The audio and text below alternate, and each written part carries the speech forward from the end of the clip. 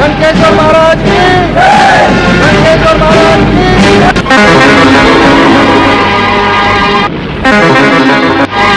तुम जैसा पापी व दुराचारी जब निरुत्तर हो जाता है तो केवल शस्त्र का ही सहारा लेता है। तुम जैसे लोगों के लिए हमें भी शस्त्र उठाना पड़ता है, क्योंकि तुम विवेक, धर्म और नीति की भाषा नहीं समझ सकते।